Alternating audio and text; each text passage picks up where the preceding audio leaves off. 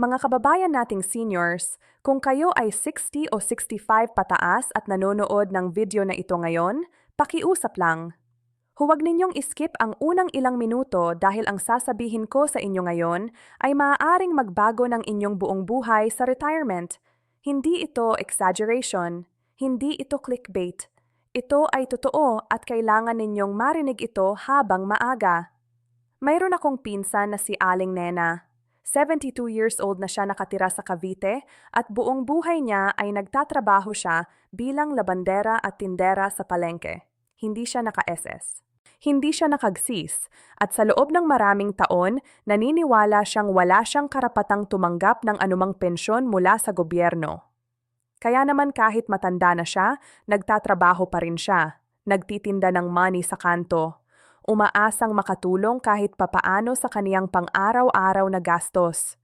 Ito ang kwento ng milyon-milyong Pilipinong senior na tulad ni Aling Nena, mga taong nagbigay ng kanilang buong buhay sa pamilya at komunidad, ngunit naiwanang walang proteksyon sa katandaan. Pero ngayon, magbabago na lahat iyon dahil ayon sa pinakabagong balita mula sa gobyerno, ang Universal Social Pension para sa lahat ng senior citizens sa Pilipinas ay opisyal na nang inaprubahan. Lahat at ibig sabihin nito ay lahat ng mga Pilipinong may edad 6 pataas.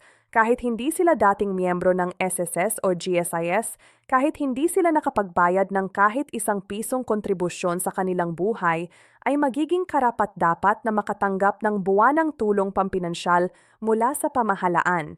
Ito ang pinakamalaking retirement reform sa kasaysayan ng ating bansa at kayo ay nasa tamang lugar para malaman ang lahat ng detalye nito. Manatili kayo. Ipapaliwanag ko ang bawat detalye kung magkano ang matatanggap ninyo, kailan ito darating, paano kayo mag-a-apply, at ang mga mahahalagang bagay na dapat ninyong malaman para hindi kayo maiwanan o mabawasan ang inyong benepisyo. Ito ang video na pinakamahalaga para sa inyong kinabukasan. Bago natin pag-usapan ang mga numero, mahalaga muna na maintindihan ninyo kung ano talaga ang Universal Social Pension at bakit ito napakahalaga.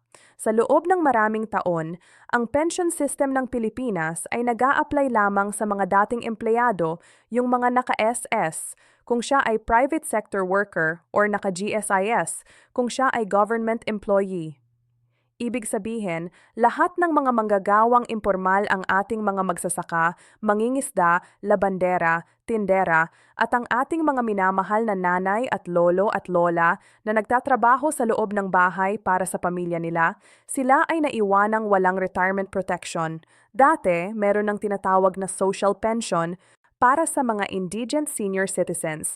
Ito ay 500 bawat buwan, ngunit hindi lahat ay nakakuha nito dahil limitado ang pondo at mahigpit ang mga requirements. Maraming seniors ang naghihintay ng taon-taon bago pa man makatanggap. Ngayon, sa ilalim ng bagong batas na ito, pinalawak na ang coverage upang maabot ang bawat senior citizen sa buong bansa at ang halaga ng pensyon ay pinalaki na rin ng malaki. Ang bagong Universal Social Pension ay hindi na para lamang sa mga indigent o mahirap. Ito ay para sa lahat ng senior citizens, anuman ang kanilang pinansyal na kalagayan, anuman ang kanilang trabaho noon, at anuman ang kanilang kontribusyon sa SSS o GSIS. Ito ay isang karapatan, hindi isang awa, at iyan ang pinakamahalagang bagay na dapat ninyong matandaan ngayon. Ngayon, pag-usapan natin ang pinakamahalaga, ang mga numero. Ayon sa aprobadong batas, ang Universal Social Pension ay nahahati sa dalawang antas batay sa edad. Para sa mga senior citizens na nasa pagitan ng 60 at 64 years old, ang buwan ng pensyon ay magiging PHP 500,500 bawat buwan. Alam ko, mukhang maliit. Pero hintayin ninyo bago kayo manghihinayang. Dahil may dagdag pa rito, para sa mga senior citizens na 65 years old pataas, ang buwan ng pensyon ay tataas sa PH 1,000 bawat buwan.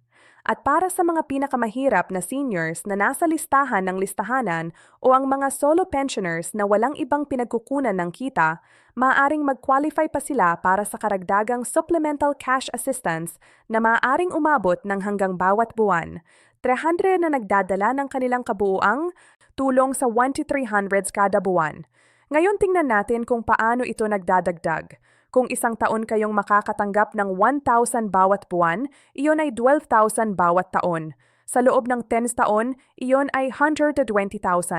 Sapat na para bayaran ang inyong gamot, ang inyong pagkain, o kahit bahagi ng inyong mga bayarin, hindi ito palayaw. Ito ay mahalagang kita na makakatulong sa inyo na mamuhay ng may dignidad sa inyong katandaan. At narito ang napakahalagang detalye na marami ang hindi alam. Ang Universal Social Pension na ito ay hindi kukuha ng kahit isang piso mula sa inyong SSS o GSIS pension kung mayroon kayon. Ito ay isang dagdag karagdagang benepisyo na matatanggap ninyo kahit may ibang pensyon na kayo. Kaya kung mayroon kayong SSS pension na halimbawa 3,000 bawat buwan at kayo ay 61 taong gulang, ang inyong kabuuan ay magiging 8,000 bawat buwan. Iyan ang pagkakaiba ng bagong batas na ito. Ang susunod na tanong na siguradong nasa isipan ninyo ay ito: kailan ko ito matatanggap at paano? Napakahalagang pag-usapan ito ng maayos para hindi kayo mapag-iwanan. Ayon sa implementasyon schedule ng DSWD o Department of Social Welfare and Development, ang ahensyang namamahala ng program ito. Ang una at pinaka-priority na grupo na matatanggap ng Universal Social Pension ay ang mga senior citizens na 65 pataas. Sila ang unang bibilhin sa pagbibigay ng pensyon simula sa inaasahang rollout. Ang mga seniors na nasa pagitan ng 60 at 64 ay susunod na ipapatupad sa loob ng 6 na buwan pagkatapos ng unang rollout. Para sa pamamaraan ng pagbabayad, ang pamahalaan ay mag-aalok ng 3 option. Una, ang direktang cash na matatanggap sa designated payout centers sa inyong barangay o munisipyo sa pamamagitan ng Land Bank of the Philippines o DBP Development Bank of the Philippines. Pangalawa, ang bank-to-bank transfer para sa mga seniors na may savings account na. At pangatlo, ang e-wallet transfer sa pamamagitan ng GCash o Maya para sa mga mas komportable sa digital na paraan. Ang rekomendasyon ko sa inyo, lalo na kung mayon kayong pamilya na makakatulong sa inyo, ay mag-set up ng sariling bank account sa Land Bank para mas ligtas at mas madali ang inyong buwanang pensyon. Isang mahalagang babala, huwag kayong magtiwala sa mga taong maglalapitan sa inyo at mag-aalok na i-process ang inyong application para sa bayad. Ito ay libre. Walang bayad ang pag-apply para sa Universal Social Pension at ang lahat ng opisyal na proseso ay nangyayari sa inyong lokal na OSCA, Office of Senior Citizen Affairs, o sa inyong barangay hall. Kung may humihingi sa inyo ng pera para dito, iyon ay scam at dapat ninyong iulat sa autoridad. Ngayon, pag-usapan natin ang pinaka-practical na bahagi ng lahat. Paano mismo mag-apply? Huwag kayong matakot sa proseso. Mas madali ito kaysa sa iniisip ninyo. Una sa lahat, pumunta kayo sa inyong lokal na OSCAR office o sa DSWD office ng inyong lungsod o munisipyo. Dalhin ninyo ang sumusunod na mga dokumento. Una, ang inyong valid na government ID na nagpapakita ng inyong edad. Pwede itong Senior Citizens ID, passport o birth certificate na may official transcript. Pangalawa, ang inyong barangay certificate of residency na nagpapatunay na kayo ay nakatira sa nasabing lugar ng hindi bababa sa 6 na buwan.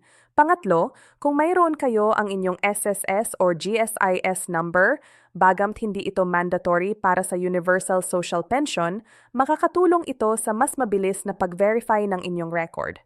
Kapag nandun na kayo, bibigyan kayo ng application form para sa social pension. Punan ninyo ito ng maayos at kung kailangan ninyo ng tulong sa pagpuno, huwag mahiyang humingi sa mga staff doon.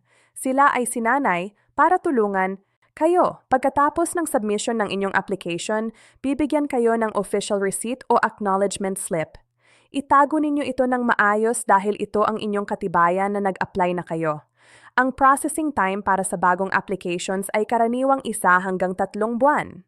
Pagkatapos nyon, makakatanggap na kayo ng notification tungkol sa inyong approval at ang petsa ng inyong unang payout.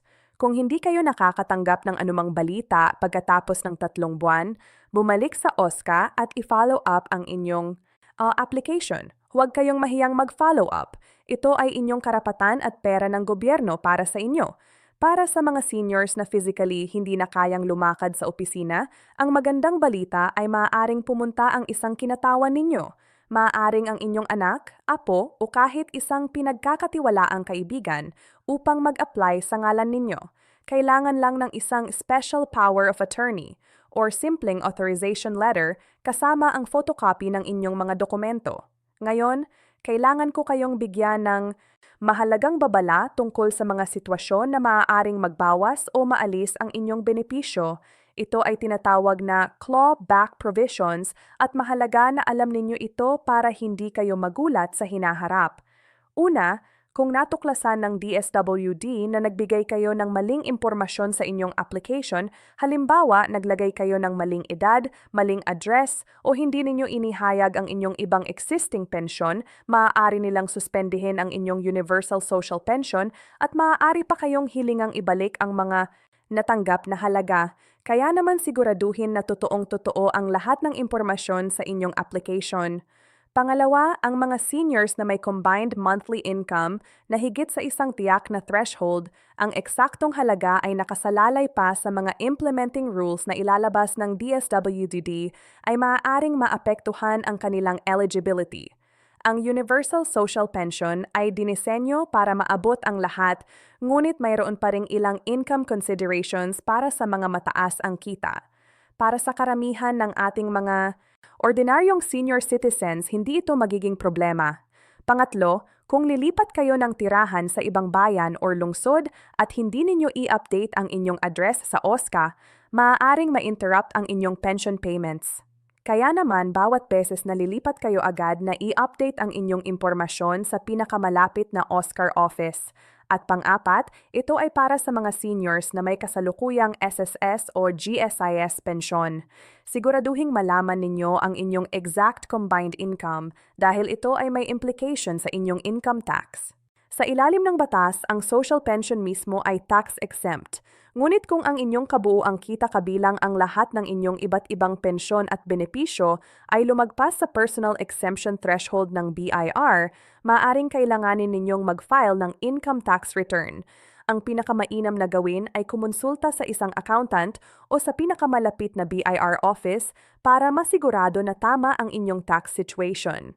Ngayon naman, ibahagi ko sa inyo ang ilang tips na makakatulong sa inyong mapakinabangan ng husto ang inyong Universal Social Pension at lahat ng inyong iba pang retirement benefits.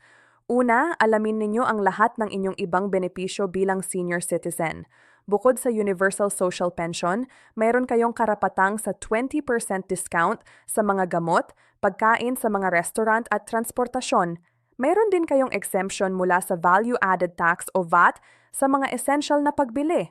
Kung hindi pa ninyo nagagamit ang inyong Senior Citizens ID para sa mga discounts na ito, simulan na ninyo ngayon. Ang tipid na maidudulot nito, bawat buwan ay katumbas ngang piso na karagdagang kita para sa inyo. Pangalawa, para sa mga may SSS pensyon, tandaan na mayroon ding quarterly pension adjustment na maaaring makuha ninyo batay sa inflation rate. Kontakin ang inyong pinakamalapit na SSS branch at itanong kung ang inyong pension ay naka-adjust na sa kasalukuyang inflation rate. Maraming seniors ang hindi alam ito at nananatili sa mas mababang halaga kaysa sa dapat nilang matanggap. Pangatlo, ang mga GSIS pensioners na may mga natulog na lumpome benefits o return of contributions na hindi pa nila na-apply gawin na ito ngayon. Pumunta sa GSIS at itanong kung mayroon kayong anumang unclaimed benefits. Hindi ito bihirang mangyari at maraming pensioners ang nagulat na mayroon pa ang libu-libong piso na naghihintay sa kanila sa GSIS. Pang-apat, kung mayroon kayong apo o anak nagtatrabaho abroad at nagpapadala ng remittances sa inyo, siguraduhin na ang pera na ito ay hindi nag-a-affect sa inyong pension eligibility sa pamamagitan ng pagkonsulta sa inyong OSCA. Sa karamihang kaso, hindi ito isang problema pero mas mabuting malaman kaysa mapag-alaman mamaya. Bago tayo matapos, kailangan ko kayong sabihan ng isa pang bagay na kadalasan ay hindi alam ng ating mga seniors ang karagdagang health benefits na dumarating kasabay ng Universal Social Pension Program. Sa ilalim ng expanded program, lahat ng Universal Social Pension recipients ay automatikong magiging PhilHealth members kung hindi pa sila kasalukuyang miyembro. At ang PhilHealth Premium para sa kanila ay babayaran ng gobyerno. Ibig sabihin, libre ang inyong health insurance. Kabilang dito ang inpatient benefits para sa ospital, outpatient consultations at mga espesyal na pakete para sa mga sakit na karaniwang nagtatampo sa mga matatanda tulad ng hypertension at diabetes maintenance packages. Bukod pa rito, ang mga senior citizens na naka-enroll sa Universal Social Pension ay may priority access sa mga libreng check-up at medical missions na regular na ino-organizan ng DOH at DSWD sa iba't ibang barangay. Huwag palampasin ang mga ito. Maaring makaligtaan ninyo ang maagang deteksyon ng isang sakit na kung sana ay maaga kayong nagpatingin, mas madali at mas mura ang magagamot. Mga mahal nating seniors, nais kong tapusin ang video na ito sa isang simpleng mensahe mula sa puso. Kayo ay karapat-dapat sa lahat ng benepisyong ito. Kayo ay nagbigay ng inyong buong buhay para sa inyong pamilya, para sa inyong komunidad, para sa ating bansa. At ngayon ang pamahalaan ay kumukuha ng isang malaking hakbang upang tiyakin na ang inyong katandaan ay puno ng dignidad at seguridad. Huwag kayong mahiyang kumuha ng tulong.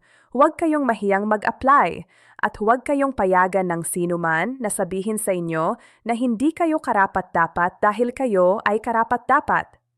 Ibahagi ninyo ang video na ito sa inyong mga kaibigan, mga kasamahan, mga kapitbahay na senior citizens, lalong-lalo na sa mga katulad ni Aling Nena na maaaring hindi pa alam ang mabuting balitang ito. Dahil sa pagbabahagi ng tamang impormasyon, nakakatulong tayo sa isa't isa na mamuhay ng mas maayos. Kung meron kayong katanungan, ilagay ninyo ito sa comment section sa ibaba. Susubukan naming sagutin ang lahat ng inyong mga katanungan. At kung gusto ninyong malaman pa ang higit tungkol sa SSS, GSIS, at iba pang retirement benefits, huwag kalimutang mag-subscribe at pindutin ang notification bell para hindi kayo mapalampas ng kahit isang mahalagang update. Maraming salamat sa inyong pakikinig. Ingat kayo lagi at nawa ang bawat araw ng inyong buhay ay puno ng kalusugan, pagmamahal at kasaganaan.